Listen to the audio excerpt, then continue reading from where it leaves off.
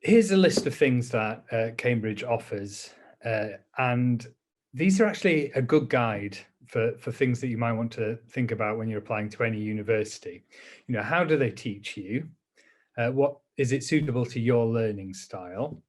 What level of support can you expect at that university?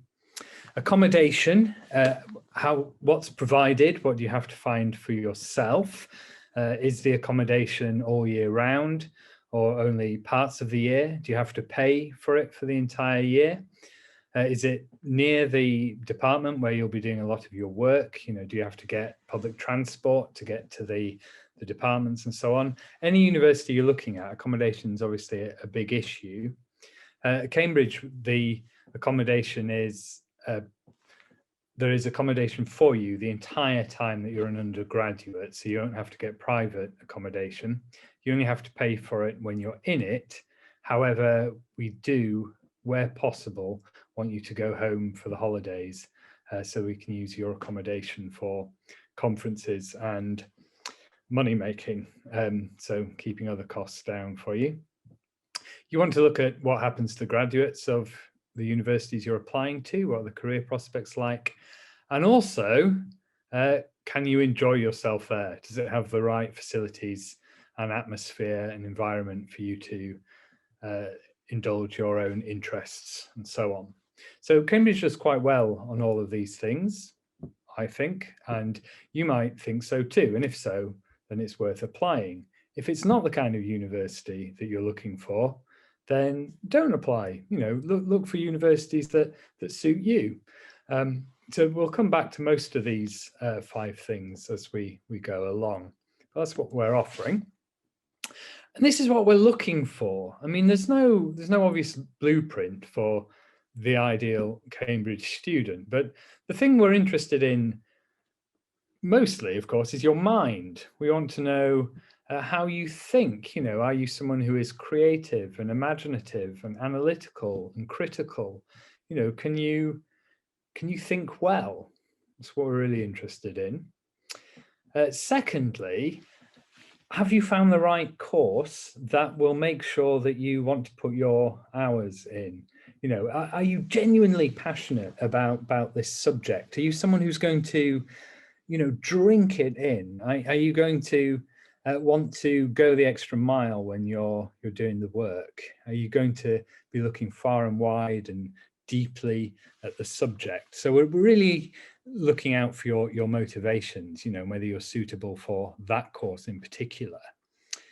And thirdly, you know, we want to know that you're committed to doing that work. There was a Which survey not so long ago, the magazine Which, not the Halloween type Which. There was a survey where they asked students from all sorts of different universities how much they worked in a normal week. And the Oxbridge students came back and said that they did about 45 hours. So that includes their lectures and their supervisions.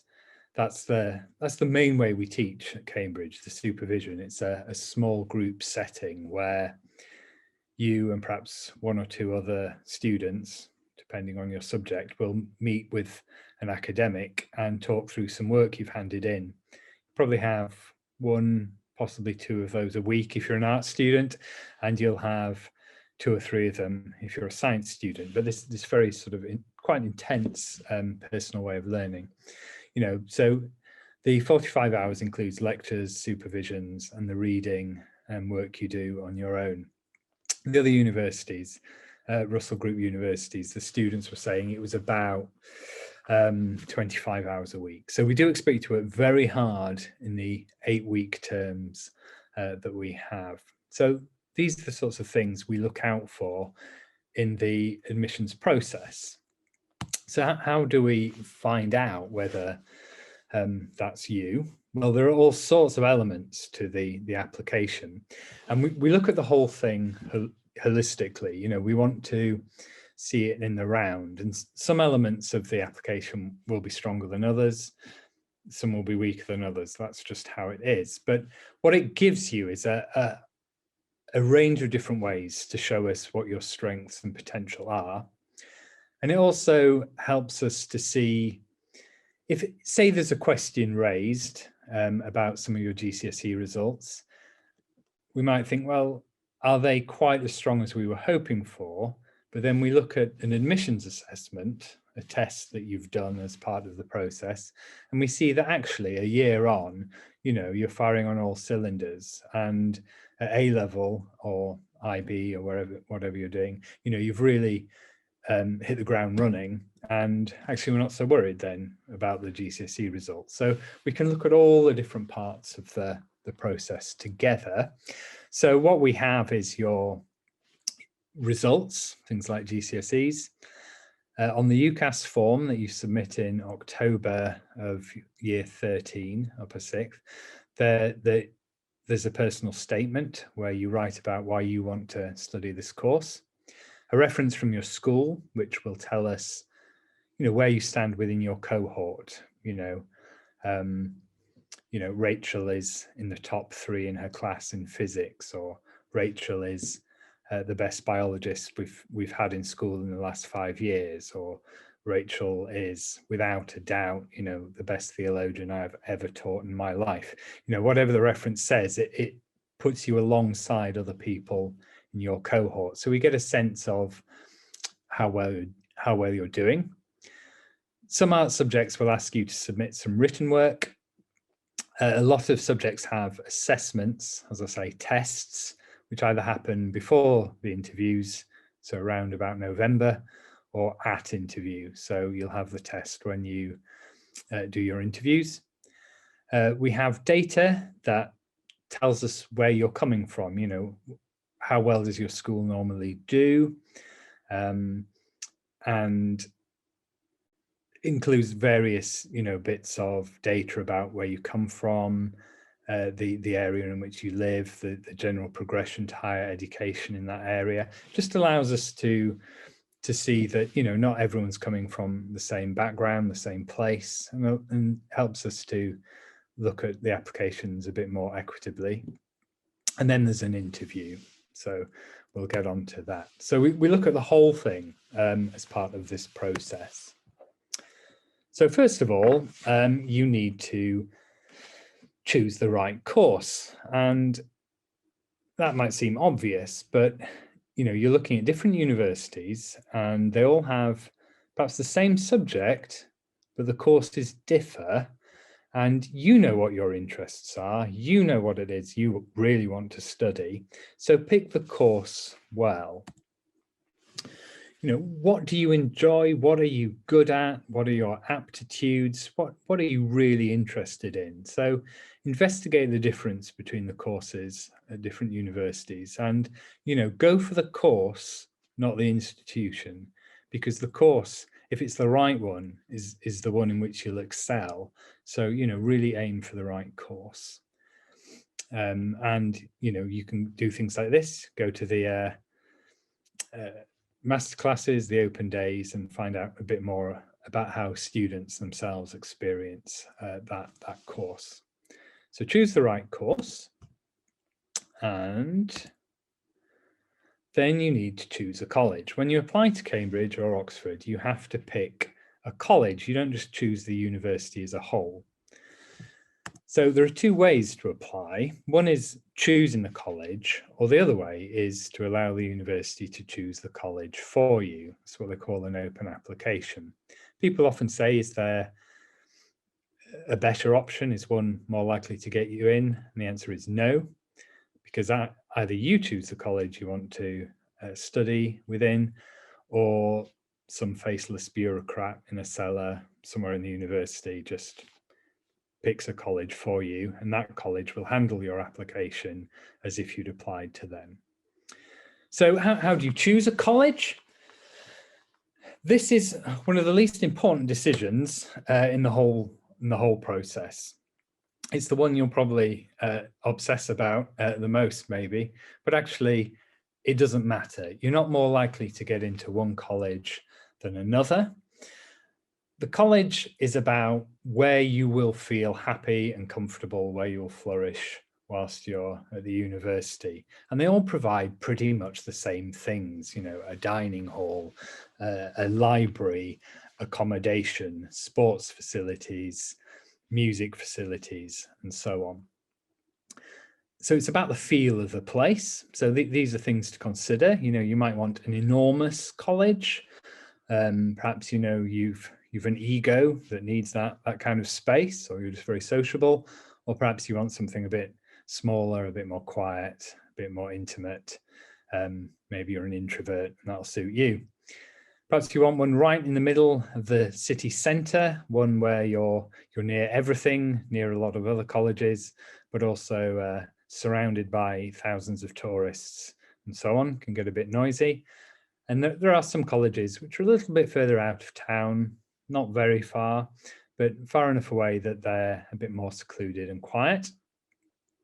You might want a college that's near your department, or that might not be a bother to you. It's a small town. You're never really very far away from anywhere. Some colleges are single sex. There are 2 women's colleges for undergraduates. You might want a college which is ancient, medieval, a bit more of the Hogwarts to it, something a bit like Corpus. Or you might want a college that aspires to be a bit more modern and progressive and informal, but probably looks like a nuclear bunker, like Churchill, the other college I've worked at. Both great colleges, both great places to live, but slightly different feel to them. The best way to choose a college, of course, is to pick a few. Pick a large one, a small one, a new one, and an old one, and have a look around when you can. And hopefully we will be able to do that in the near future. So choose college. We can say a little bit about Corpus. It's a smaller college right in the middle of town. There are 2 sites. There's a graduate site called Leckhampton with extensive gardens that undergraduates can use. And it's here, right in the centre of town. Churchill is not even on the map, but it's 15-20 minute walk away from Corpus. So as an outlying college, it's not so far away, but Corpus is there right in the centre, near a lot of the lecturing halls and so on, and quite near Sainsbury's, it says. Really good facilities, as there are at every college. Brilliant provision for all the things you're interested in: music, sports, drama, food and drink, library open 24 hours a day, and that guaranteed accommodation for the whole time that you're an undergraduate. The thing about colleges is that when you apply, you're not one in 12,000 undergraduates in the university only. You're also one in about 400, 500 undergraduates in your college. So you're probably one in about 100, 125 undergraduates in your year. Now, at that scale, you know everyone else by face, at least you recognize them. Most people will know you by name. You will know college staff and so on. It's a more intimate environment in which to exist. It's one where you're unlikely to get lost. If there is some kind of difficulty or problem, then people will notice. And, even your teaching happens in these small groups. So it's very difficult for you to be struggling and for no one to pick that up. And there is, really generous provision of well-being support staff. So every student has a tutor who meets with them to discuss life. How's it going? Are you okay? Can I help you with anything? Do you need any support? Are you in need of some financial support or some extra academic support? They're there to help you so that life's easier, during your university years. We have a college nurse, of course, there's a chaplain, and every student has a director of studies who oversees the entire course of study. So they're the ones that are really making sure that academically you're neither struggling nor bored. So colleges are good environments. They're places where you eat together, where you socialize together, and you learn together. So it's about community, and it does mean that very few people drop out of our courses. We have a student retention rate at Cambridge of about 99%, which means that hardly anyone leaves, which suggests that it's a good environment in which to study. So you've chosen your course, you've chosen your college, then you look online and check to see what the admission assessment arrangements are. In theology, it's an at-interview assessment. So it's not one you do beforehand, it's something you do when you come for the interview or when the interviews happen online. Do check, because you might be looking at other courses, do check the undergraduate study website and see what the arrangements are. They will give you an idea of what's expected of you. In the arts, the assessments tend not to presume any subject knowledge. I mean, they presume subject interest, but not necessarily that you know everything there is to know, because some people applying for theology won't necessarily have done religious studies at A-level, for example. So this is one, looks like it's probably Anglo-Saxon, Norse and Celtic. There's an introduction to a translated piece, and they ask you about the piece. You know, how might a historian make use of that account, or what literary techniques are used by the author? They're the sorts of questions you can answer, because that's the skill set you've probably learnt through your A-levels. You know, you'll have done some arts and humanities at A-level. You will know something about historians and evidence and sources. You'll know something about literary techniques. These are not questions that you need to know about, however you pronounce Grufford ap Sinan. You know, you don't need to know about that, but you'll be able to answer the questions. So have a look online at the courses and see what the assessments require of you. Scientists do all of this strange magic in their admissions assessments, but I won't dwell on that, because I'm presuming most of you aren't thinking of sciences as well. So then you get to the Ucas application, which has to be in for the 15th of October. And just note, point 5 there is an additional questionnaire that we send out to you when we receive your Ucas application, and you have 1 week to return it. It doesn't have very much on it, certainly nothing taxing, but it needs to be returned within a week. If you don't return it, you haven't applied. So make sure you do. So on the Ucas statement, Ucas form, there is a personal statement from you, which will say things like, I want to study this subject because. Now, if you can articulate why you want to study a subject, that's a really good start, because it shows that you know your own mind and you know why this study, this subject is suitable to you. If you can say what you like in particular about that subject, so much the better, because that shows you've already got some idea of the breadth of the field and what it is within that that is of particular interest or concern to you. You will probably then say something about how your sixth form subjects have prepared you for the study of this subject at degree level. So whether you've done religious studies at A-level or not, you can say something about how your A-levels have given you certain skills or demonstrated aptitudes and prepared you for, you know, digging deeper at degree level. There will then be the meat of the personal statement, in which you tell us about what you've done over and above your classroom work, over and above your curriculum, just simply because you're interested in the subject. This is what's going to demonstrate to us your passion for the subject. It's what's going to show us that you're someone who's going to want to work very hard and are going to do so simply because you love the subject. So we come on a bit later to what sorts of wider reading you might want to do.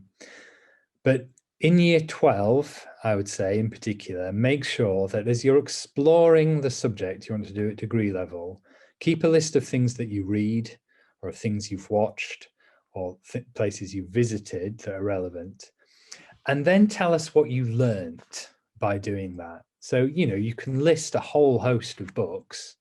I read this, this, and this. But the only thing that tells us is that you can read, and we sort of presume that. So what we want to know is, so what? That's the question you've got to have in your head. I read this, so what? And it challenged me in particular because, or this was a different viewpoint from what we'd learnt during A-level, and I wanted to explore this further. So I then went on to look at, you know, tell us what the learning was, and tell us why this reading has been important to you. You know, how has it helped you to progress? And then at the end of a personal statement, you say a little bit about your extracurricular activities. And some universities will be interested in that. On the whole, we're not, but other universities will be wanting to see that you're a well-rounded person. We're a bit more focused on that academic mind than we are the other things you do. So personal statement is on there. The school reference is on there, telling us about where you stand within your cohort. And then there are some other forms that are possible to fill in. So the extenuating circumstances form will tell us if there are other things we should really be taking into account.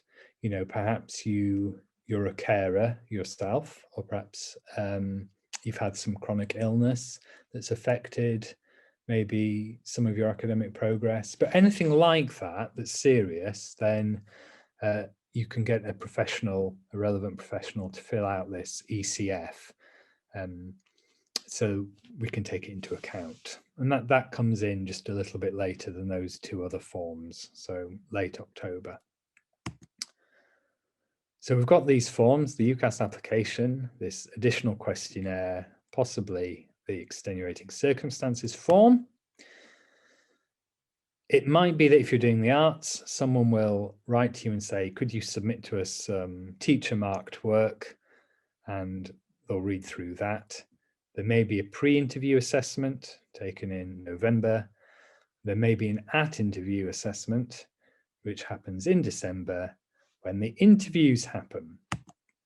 So the interviews, if you look at that picture there, that could be an interview. It could actually be a supervision. You know, that's how we teach.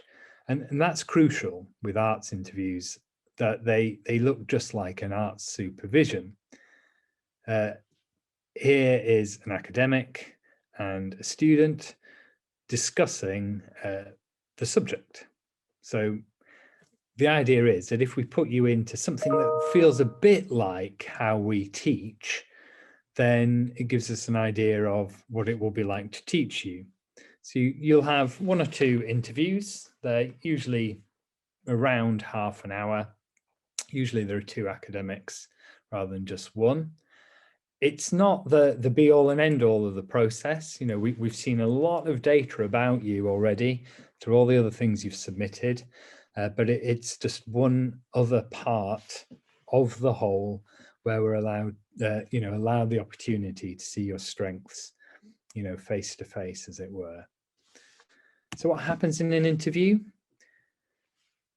Usually, an arts interview, there will be something given to you beforehand to read or look at, where you've got half an hour, say, to have a read.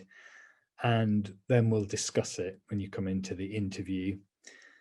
That's a way of just leveling the playing field. Lots of people are really well prepared for their interviews by their school, and not everybody is. And so what we want is to give you all some unseen material, and then just see how you understand it, how you deal with it, and how the conversation progresses. So we might ask you to offer some assessment of what the piece of writing was about, or one theme in particular, but then perhaps we might give you some other ways of interpreting it and seeing how you react to that. and then beginning just to push a little bit harder.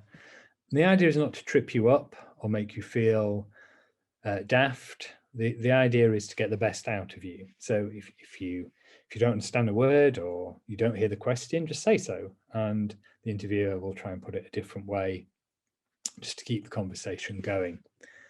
We might discuss things that you've already sent to us, maybe some written work, maybe something you say in your personal statement, and that acts as a good icebreaker, actually, because that's something at least you should know about, unless you've lied completely on your personal statement. You know, if you've said you've read something, then you should be able to talk about it.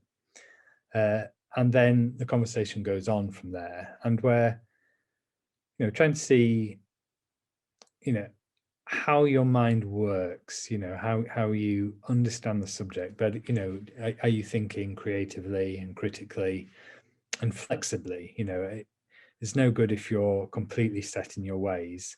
It's good for you to have opinions and ones that you can back up, but, you know, we also want you to be able to, you know, show that you're open to exploring things in a new way. So that's the interview. Best way to prepare for an interview is talk about your subject to anybody you can.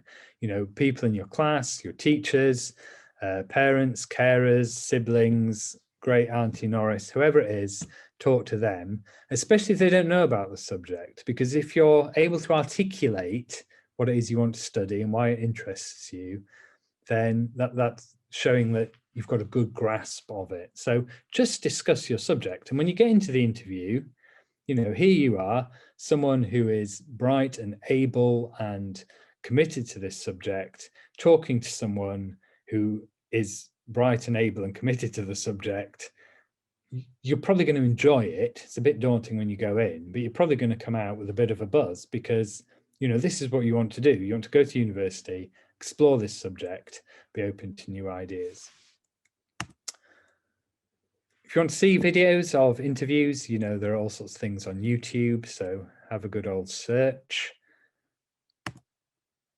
And the interview process, we give you a decision in January, so we let you stew over Christmas, and then in January we let you have the decision. You may get an offer from another college rather than one you applied to. The reason being that let's say we have 5 places in modern and medieval languages at the college, and 10 exceptional people apply, then we will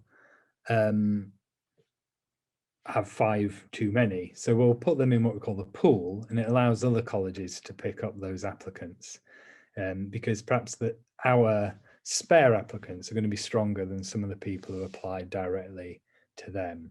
So it just evens out the numbers.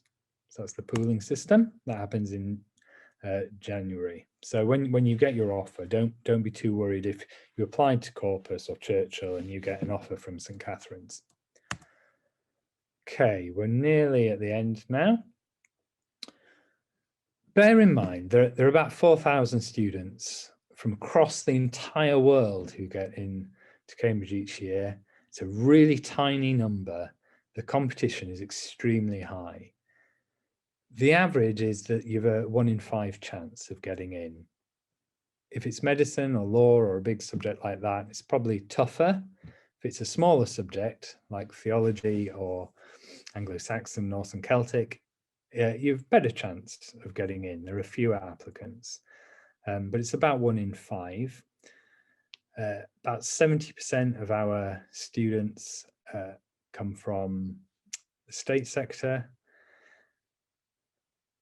If you don't get a place, it doesn't mean that somehow you've been deemed not worthy or something. It just means that there's so many excellent people applying, they don't all fit in. It's as simple as that. So just bear in mind, it's a highly competitive process for very few places. So that's why it's good to make your application look competitive. So really start digging in now. Start reading around your subject. Start going to open days and masterclasses. Start looking at videos of lectures and things online, or TED Talks or other relevant videos.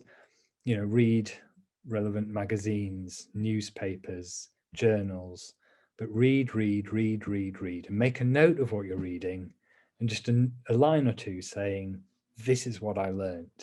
And you'll be really grateful when you get to year 13. You'll be pleased with yourself because you've got this brilliant list of things that you can select from that you've learned about the subject. So keep reading. So academic success, focus on your work in class, your exams. We're looking at A star, AA for an average offer in theology. Make sure you've picked the right subject for you and the right course, the right university. Lots of wider reading, really important. Have your knowledge at your fingertips so that, revise ahead of any assessments or interviews. So, it's all really fresh and ready to pour out of you. So I think, there we go. I think that's the end of the presentation. So I think if there are any questions, I'm happy to have a go answering those. Thanks, Matt. It looks like we've got some questions actually that are coming while you were talking. The first one, the first one seems to be after each 8-week term, how long is the break between the terms? Okay, it's a really odd system. So there's an 8-week teaching term, but you're here for usually 10 weeks at a time. So that adds up to 30. So it's 22 left over.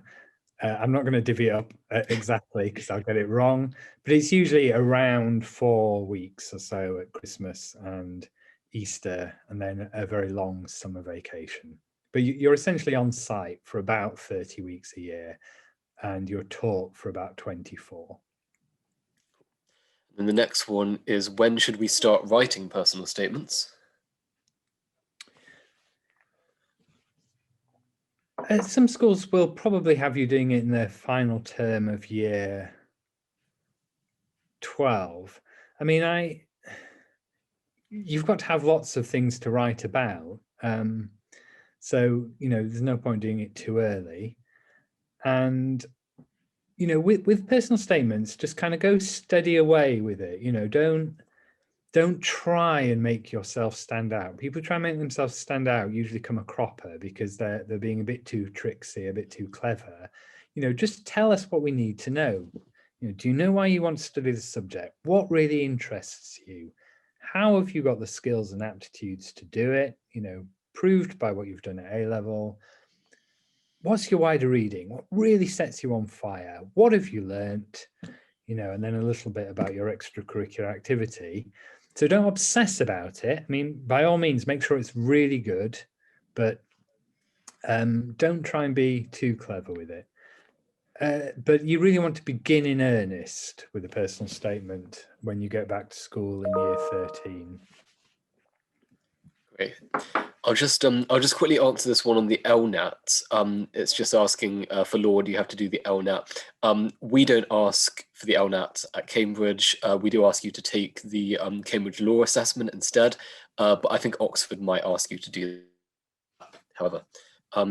So moving on to the next question. Do all universities have colleges? No. So it's a fairly rare way of doing things. So Oxford and Cambridge and Durham are what we call collegiate universities. Most universities, you're a member of the department of the subject that you're studying, and then you will live in halls of residence or private accommodation. But that college environment is quite unique to Oxford and Cambridge, and it's really that and the very small group teaching very regularly, very frequently, are the two things that make it really distinct. And then there are two questions here, which I think are exactly the same as, are EPQs useful? EPQs are really useful.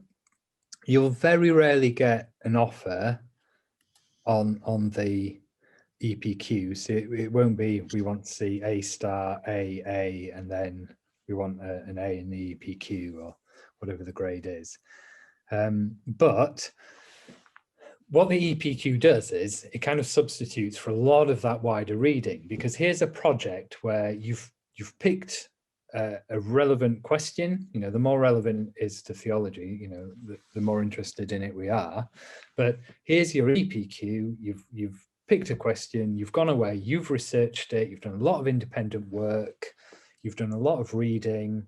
It's, you know, half an A level's worth of work, really. So it's a really fascinating thing you've done, and we might want to talk about it at interview. And it just shows us that there's a real passion and commitment to the subject. So EPQs are really worthwhile, even if we don't lower our offer because you've done the EPQ. You know, some universities do, but we don't, because we want to know that every student is able to achieve and excel to the level of, you know, A star, AA or higher, under pressure, you know, three subjects all at the same time. So we don't change the offer because of the EPQ, but it's a good thing to do. Yeah. And then I think you've touched on this question already, really, but it's slightly different phrasing. So this is when would be a recommended time to start preparing for the personal statement or the research around it? Yesterday.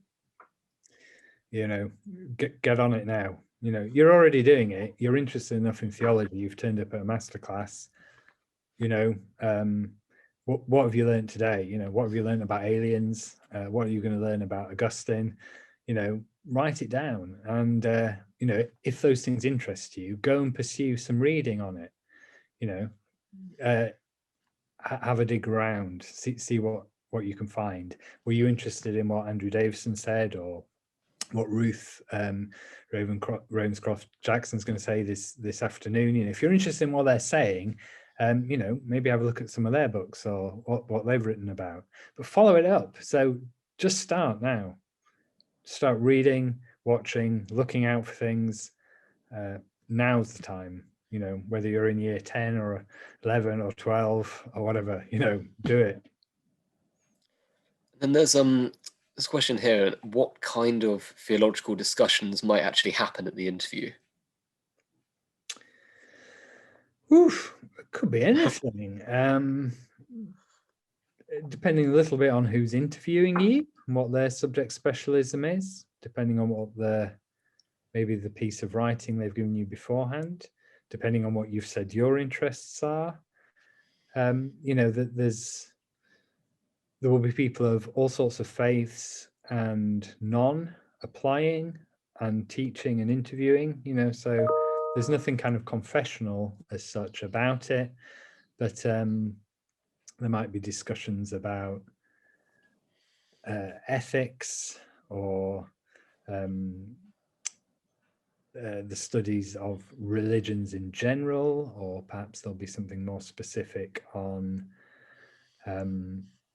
perhaps the difference, say. I mean, it's a funny title, isn't it? It's something like Theology, Religion, and Philosophy of Religion. You know, so good they've named it 3 times. You know, what's the difference there? You know, how do you understand the difference in those types of discipline within religious studies and theology? So the content could be almost anything, but it's usually sparked off by your interests. I don't know if someone's really emailing me thousands of things. If that's my notifications going off, I apologize. Yeah. Yes, no, I wondered whose that was. Yeah. Sort of related question here, actually. There's somebody asking how you'd write a personal statement if you were applying for slightly different subjects at university, and obviously that probably happens quite a bit with theology-based subjects because they are quite different sometimes at different universities. Yeah. With your Ucas form, you send it off to 5 different universities, and we know that you do. So, you know, don't worry too much. You know, it doesn't have to be specific to our course as such, you know, so you don't want to put in the Ucas form, you know, the Cambridge course is brilliant because blah, blah, blah, because obviously you might be applying to Exeter or Nottingham or wherever as well. I think the key thing is, you know, probably the aptitudes and skills that you've picked up will be relevant to the different subjects you're applying for, and you can kind of, you know, make a lot of that.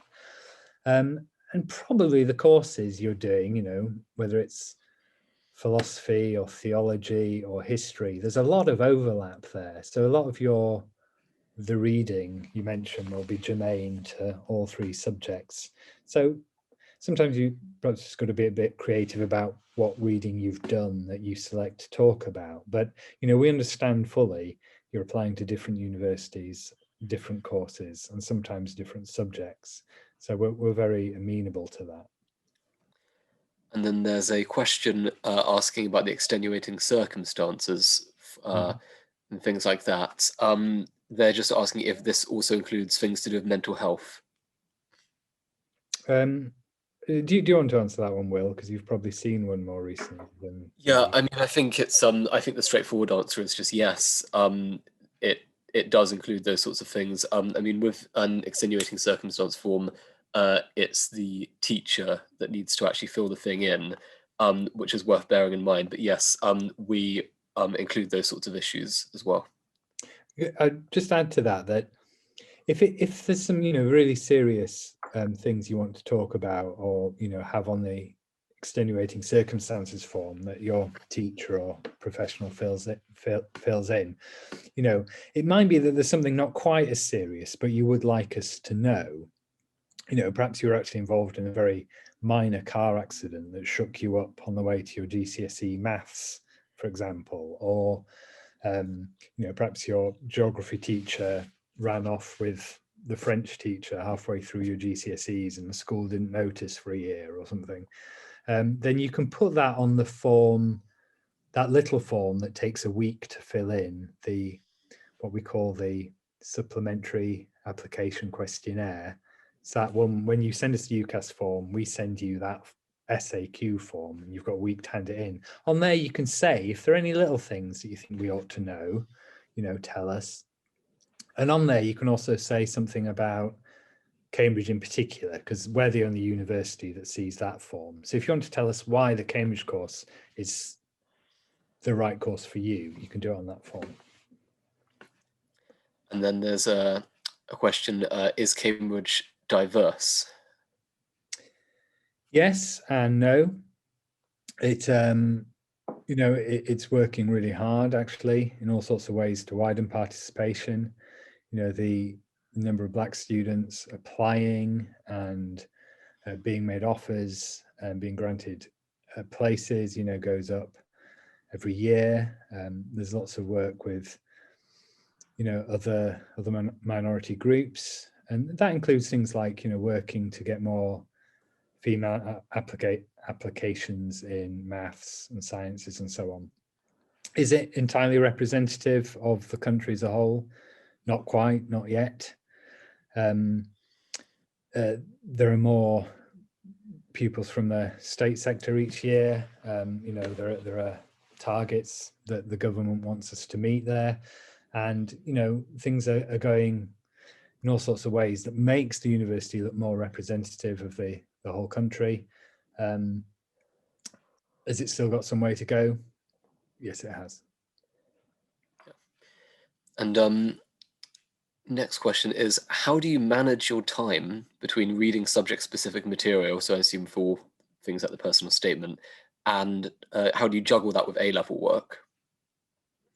Okay, your A-level work comes first. You know, if we're asking you to get A-star AA at least, then, you know, that's a lot of work. So that comes first.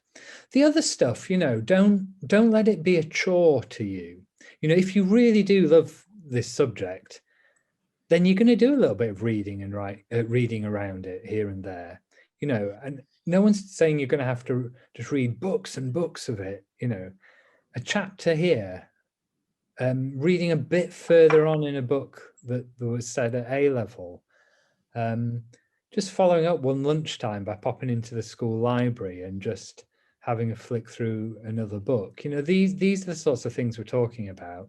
You know, some documentary comes on and it gives you an idea of another book to read, or another author to explore, or something like that. Another idea is given to you. These are sorts of things that will naturally happen to you if you've got the kind of inquisitive mind that we're looking for. So, don't worry too much about, spending hours and hours on this, but just let your natural inquisitiveness and curiosity, take you into new lines of inquiry, new places to explore. And it shouldn't be too burdensome. And in fact, you may even find yourself nerdishly enjoying it. Okay, I think we've got time for a couple more questions, if that's all right with you, Matt. Yeah. So this one is, and again, I think you sort of touched on this a bit. Are you disadvantaged if you don't do an EPQ? So is it better to do one than not do one? If you have the choice, obviously. No, I mean, there's not an expectation that you've done one or not done one. I mean, what's important is the quality of the wider exploration, subject exploration you've done. Are you able to give us evidence, essentially, that you're the kind of person who's curious enough, who loves this subject enough, who wakes up in the morning and goes, yes, another day for the study of religions? Is that you? And if it is, give us some evidence. What are you reading? What have you learned from it? Whether you've done that through an EPQ or whether you've done that by just pottering around the school library or whatever, it doesn't matter. Just we need a bit of evidence. Show us your strengths, show us what you've done, show us your interest in it, because we just want to know that you're as excited about the subject as we are. And we love books. You have to remember this. Cambridge academics are the kind of people who think the most interesting thing you could ever do in the world is read a book. So if you tell us you've been reading a book, that we don't think, not another one. We think, really? What book? What did it say? What did you learn? Tell me about it. So it doesn't matter if you've done an EPQ or not. Just make sure you're doing that reading. And then there's a question about extracurricular activities. So this person's asking whether things like playing an instrument, for instance, is somebody, it's phrased as somebody going to be more appealing essentially as an applicant if they've done, for instance, all 8 grades of an instrument than someone who hasn't? No. So in a way, the university couldn't care less, really, if I'm perfectly honest. Unless it's something that tells us that you're going to be great at studying the subject. So, if you're going to do chemical engineering and you're got a grade 8 oboe, it doesn't tell us anything about how good a chemical engineer you're going to be. If you want to be a musician, well, it probably is, it's much more helpful. Other universities do care that you're a well-rounded human being with all sorts of talents and aptitudes and ways of seeing the world, and they take that into account. So it's really important to keep probably about 1/5 of the personal statement for all those wonderful things that you do and achieve, but we won't use it as part of our assessment of your application. I think that's the best way to put it. I mean, obviously we want people who are fascinating individuals who make the university a great place, but our assessment of your application is based on your academic potential alone. Yeah. And then I'll just I'll combine these 2 questions for the last one. So the first one is whether you would recommend any wider reading, anything in particular. And the second one is, where would you find a good reading list for a particular course, is the question. Well, the answer to the first one is I won't actually give you anything in particular to read, because I think the thing is for you to read what interests you. Find out what the subject of interest for you really is, and you know, I could choose something, you know, maybe a 4th century Christian thinker, or you know, a particular text on the history of Judaism or something, but you know, maybe that'll just put you to sleep. So, you know, find out what really interests you. You know, is it the history of religions? Is it to do with people who critiqued religion in the 19th century? Is it philosophical theology? Is it you know, elements of Islam? You know, you have a look. You know what interests you. Where can you find out? Well, if you look at university websites, you find the department or the course, the subject you're interested in. They will usually have suggested reading lists for people who want to be undergraduates there. So, you know, just have a nosy around. If you can't find it, you know, you could always email the department and say, you know, I can't find this. You know, can you send me something? And hopefully they'll be accommodating. But they're usually fairly easy to find, and they'll have all sorts of, you know, more introductory things to read on the topics that you could study as part of that course. Thanks. Right, and there's just I might quickly just answer this one. It's just a question about work experience. This person wants to study law, but obviously because of COVID, they haven't worked in a law firm. For work experience, even for vocational subjects with us, so like law and medicine, we are far less interested in work experience than we are with the sort of stuff that Matt's just been talking about. So the further reading, just showing an interest in the sort of more theoretical side or academic side of the subject. So if you want to do law, but you haven't worked at a law firm, that matters significantly less. What we will be interested to see is the sorts of things that we've sort of been talking about here. So, you know, whether you've done any further reading in law, whether you've been reading the news and thinking about the way in which the law applies to various sort of topical issues, for instance. That's the main thing that we want to see. I think the questions have basically stopped now, and it's almost 2, so we'll leave it there. Did you have any concluding remarks, Matt? Not at all. I hope you all have a very happy Easter.